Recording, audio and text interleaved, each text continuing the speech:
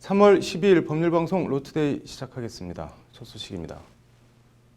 저희 법률방송에서 얼마 전 미세먼지에 대한 국가 차원의 대응을 위한 미세먼지 국가재난 지정 관련 법안이 국회에서 1년 가까이 잠들어 있다는 소식 전해드렸는데요.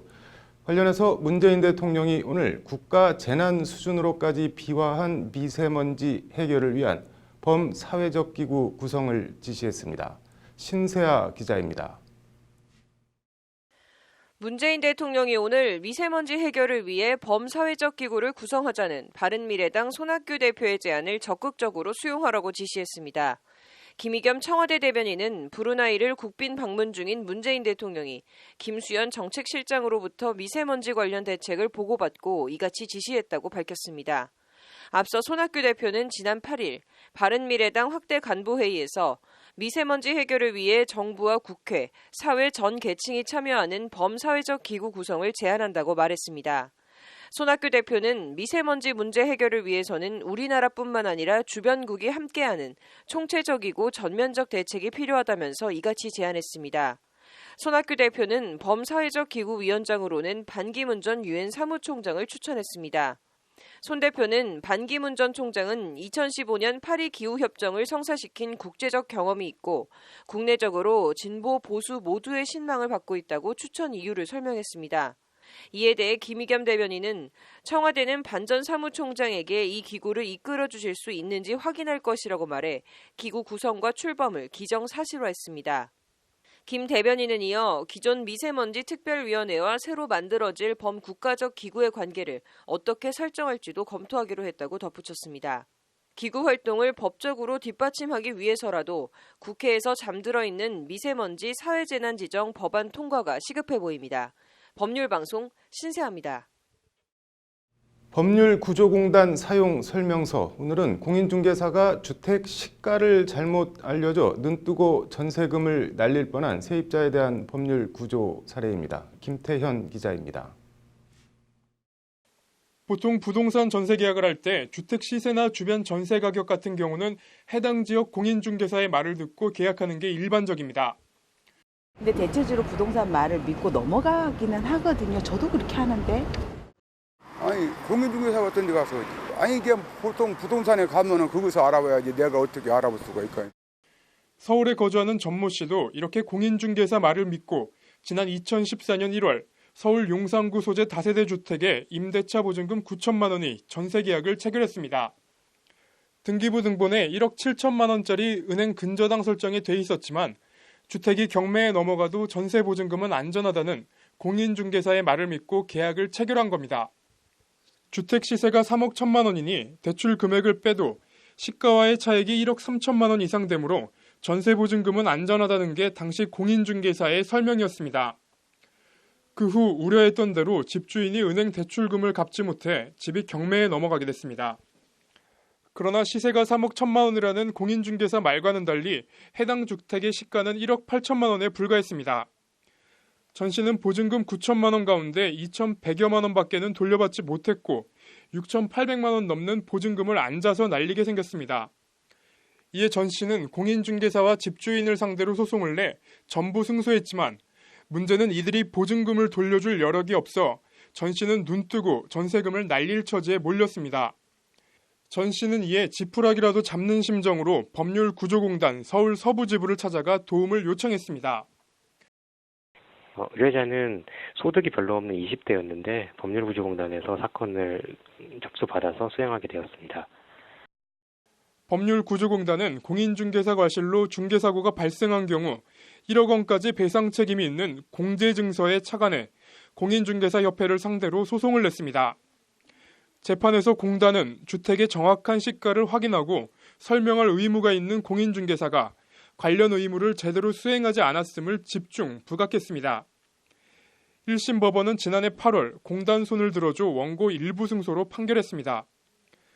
주택 시세에 관하여 통상할 수 있는 조사도 전혀 하지 아니한 채 그릇된 정보를 제공해 임대차 계약을 체결하도록 한 과실이 있다는 게 법원 판단입니다. 이 판결은 공인중개사가 통상 조사할 수 있는 방법을 통해서 주택의 시가를 파악해야 하고 그 파악한 시가를 임차인에게 고지할 의무가 있다는 부분을 확인한 판결입니다. 유 변호사는 의뢰인과 같은 피해를 예방하기 위해서는 일반인 관점에서 알아볼 수 있는 정보까지는 조회하는 수고, 그러니까 부동산 포털 등에서 시세 검색 정도는 스스로 해보는 것이 필요하다고 조언했습니다. 법률방송 김태현입니다. 부산의 한 대학교에서 지난 2015년 교수로부터 성추행을 당했다는 대자보가 붙어 학교가 발칵 뒤집혔습니다. 성추행 교수로 지목된 교수는 스스로 목숨을 끊었습니다. 문제의 학교는 부산 동아대입니다. 2015년 5월 자신을 자랑스러운 동아대학교 미술학과 학생이라고 밝힌 여학생이 미술학과의 추잡한 교수를 고발한다는 대자보를 붙였습니다. 특정 학생의 등에 손을 넣고 브라자 끈을 만지고 엉덩이를 만지는 행동을 했다. 이런 내용들입니다. 실명을 기재하진 않았지만 대자보엔 언제 어디라고 날짜와 장소가 특정됐습니다. 어느 날 갑자기 파렴치한 성추행범으로 몰린 교수는 스스로 목숨을 끊어 억울함을 호소했고 경찰이 조사를 해보니 허위 대자보로 밝혀졌습니다. 미술학과에서 성추행이 있었다는 투서가 날아들자 이를 덮기 위해 진짜 성추행 교수가 제자를 어르고 달래 가짜 대자보를 붙이도록 했다는 것이 경찰 수사 결과입니다. 학교는 당연히 해당 교수를 파면했고 교수는 이에 불복해 파면 무효 소송을 냈습니다. 동아대와 법원에 따르면 1심인 부산지법 서부지원 제1민사부는 지난달 파면당한 교수의 손을 들어줘 원고 승소로 판결했습니다. 피해자로 지목된 여성이 수사기관의 성추행과 관련해 고소하거나 신고한 사실이 없었고 수사기관도 피해 사실을 입증할 수 없어 내사 종결 처리했다. 학교가 제시한 증거는 피해 여성으로부터 성추행 피해 사실을 전해 들었다는 사람의 진술을 적은 것이고 해당 증거에 포함된 피해 여성의 진술 또한 적극적으로 한 것이 아니라 상대방의 질문 내지 추궁에 소극적으로 답변한 것에 불과하다고 재판부는 판결 이유를 밝혔습니다. 요약하면 성추행 주장은 카더라 통신이고 피해 여성으로 지목된 학생이 적극적으로 피해 사실을 주장하지 않아서 성추행 사실을 인정하기 어렵다는 게 재판부 판단입니다. 해당 교수는 학교 측이 저를 파면하기 위해 없는 사실을 있는 것처럼 진술서를 엉터리로 작성했다고 말했습니다. 동아대 측은 파면 무효 1심 판결이 너무 당혹스럽다. 현재 항소심을 통해 파면 처분의 적절성을 다투고 있다는 입장을 밝혔습니다. 영화 라쇼몽이 머릿속을 맴돕니다. 아무리 같은 사안도 보는 사람이나 입장에 따라 다를 수 있다고는 하지만 전도 유망한 젊은 미술가 교수를 죽음으로 몰고 간 허위 대자보 사건의 실체적 진실이 법원에서 모쪼록 훤히 밝혀지길 바라겠습니다. 판결로 보는 세상이었습니다.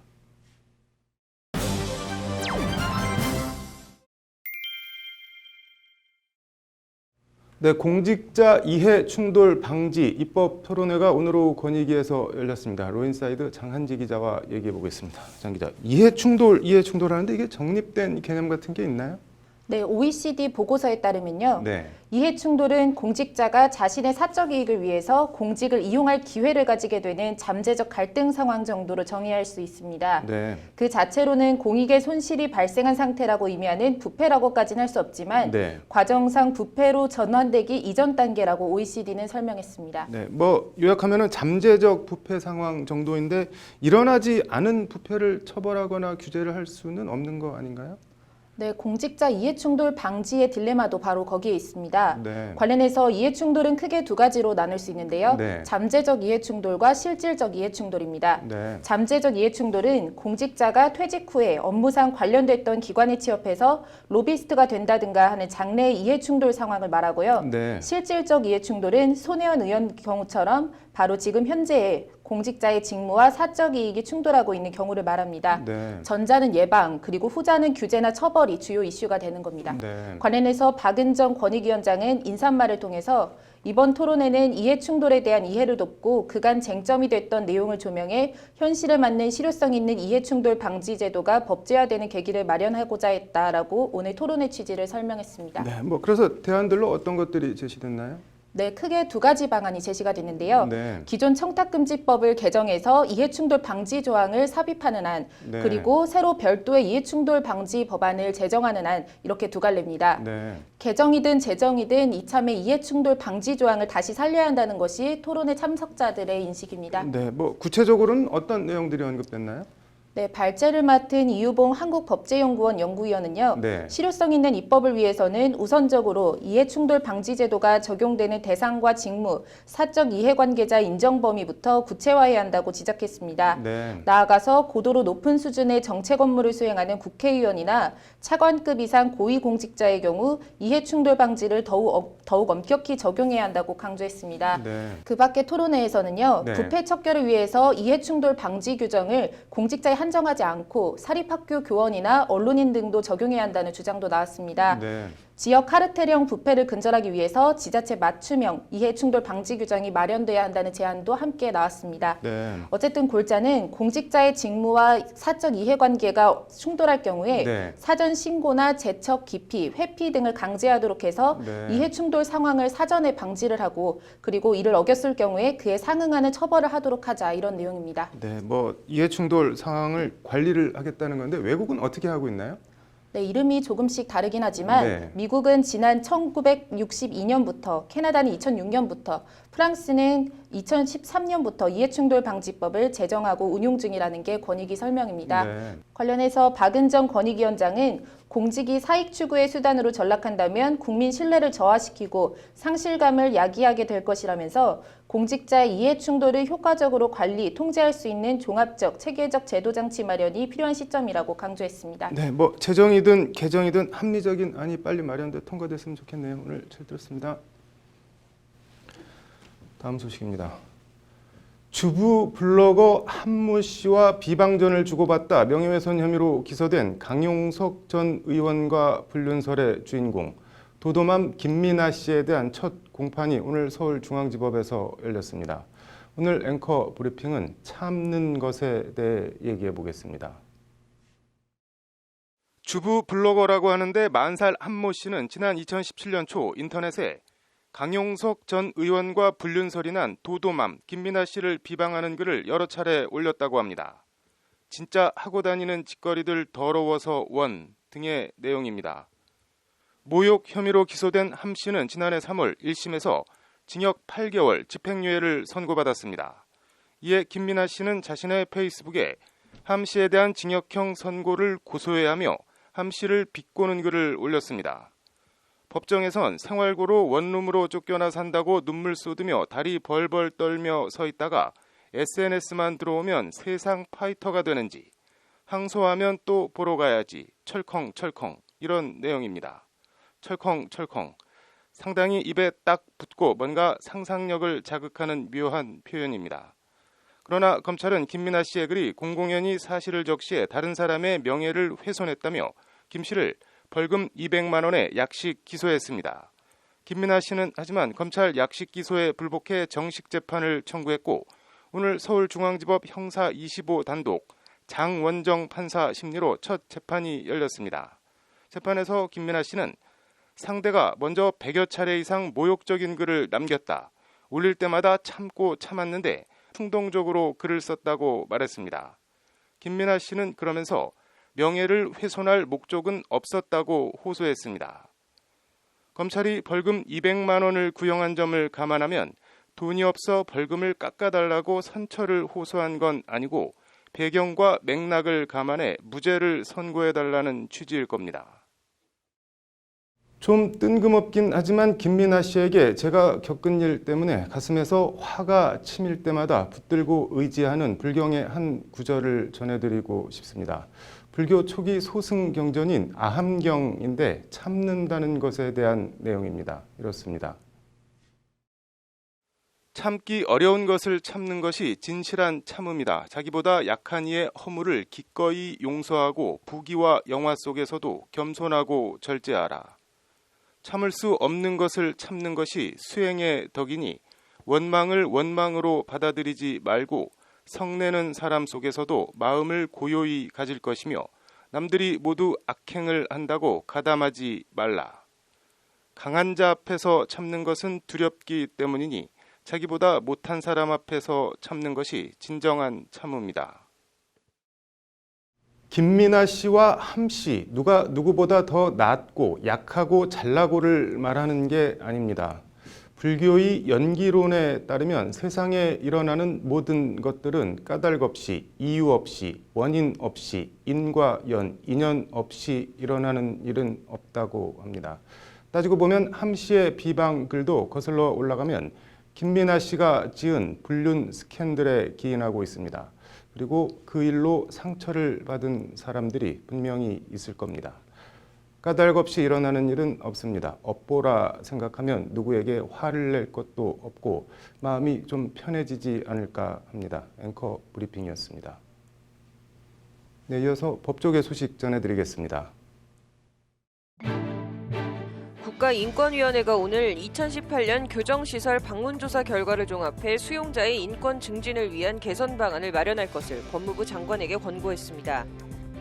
재범 방지 정책의 수립과 제도 개선을 위한 법무부 국민참여단이 오늘 안양교도소 견학을 시작으로 공식 활동을 시작했습니다. 출산휴가 급여도 임금에 포함돼 체당금에 포함해 지급해야 한다는 중앙행정심판위원회 결정이 오늘 나왔습니다. 경찰대 35기와 경찰 간부 후보생 67기가 오늘 오전 충남 아산시 경찰대에서 졸업식과 합동 임용식을 갖고 초급 간부인 경위로 임관했습니다.